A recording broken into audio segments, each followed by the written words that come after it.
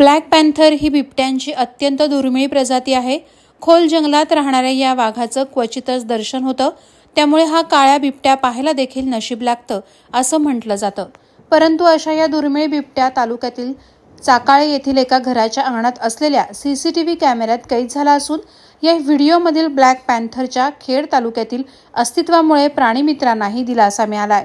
खेडमधील शीतल पेठे यांच्या चाकाळे येथील शेतघराच्या अंगणात आलेला बिबट्या अर्थात ब्लॅक पॅन्थर सीसीटीव्हीने अचूक टिपलाय।